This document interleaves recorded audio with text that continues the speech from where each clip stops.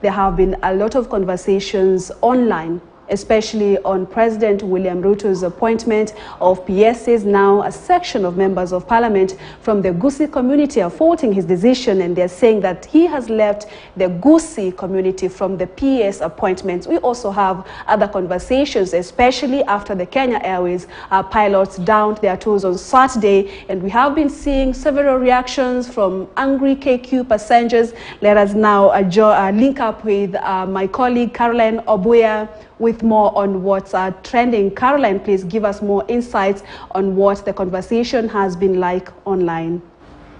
Good morning, Purity, and good to see you. Yes, there's been a lot of activity online for the past 24 hours over the weekend.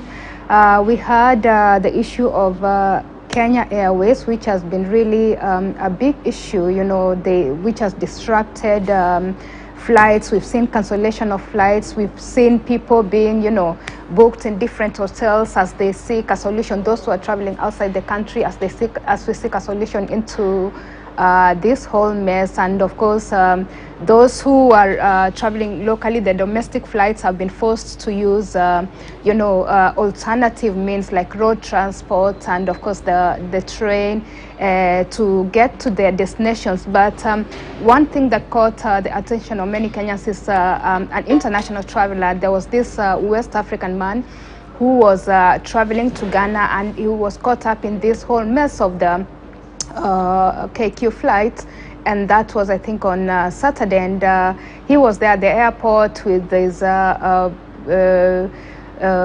colleagues. They were traveling to Ghana. They had their luggage. They were going to, you know, check in, and then shock on them. There were no flights. The flights had been halted, and so there was an official from Kenya Airways who came to explain to them that what was going on, and they are, you know, calming down the situation. He said, "No, you don't calm me. You come up here with me. You know, you reason with me. I'm doing business with you. I'm doing this. I paid you for this ticket. It's not free. So if you have issues with your government, you go deal with them.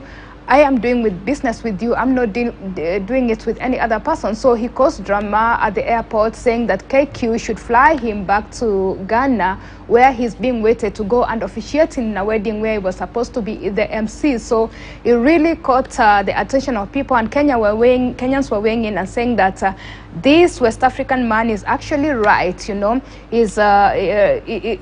Kenyans have, you know, and people have become so accustomed to mediocre service that they think it's a privilege when they get, you know, they should get value and for their money. So they supported this West African man and said that it's high time Kenyans, you know, took the worth of their money that they pay into some of these airlines seriously. So some of them were saying that Kenya Airline, actually, they took issue with it, saying that they charge high prices and such like things, but the service delivery is so poor. However, there are those who stood with the Kenya Airlines pilots, and they say that no, they have a right to down their tools and, you know, to seek their grievances to be addressed. So there was all types of you know, reactions. But what we know up to now is that there's still not a solution has not been found. Though the CS for Transport, of course, Kipchumba Murkomen says they're looking into this.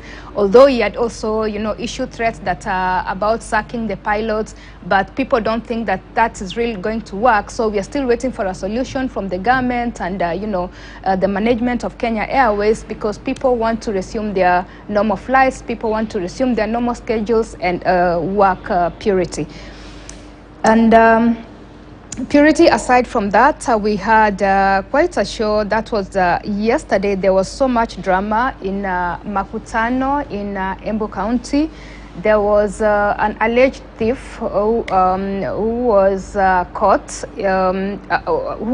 who had stolen a cow. There was a lady who said that she had lost a cow, and she sought alternative means of how to get her cow back, and she went to this medicine man. Is called Dr. Nyota, and Dr. Nyota said that, you know, when I unleash my services on those people, they are going to become berserk or mad, something like that. So he said that he told the lady to go and report the issue at the police station. So when she went and reported the issue at the police station and went back to Dr. Nyota, Dr. Nyota administered her concoctions and told her to go and sprinkle where the cow had been stolen from.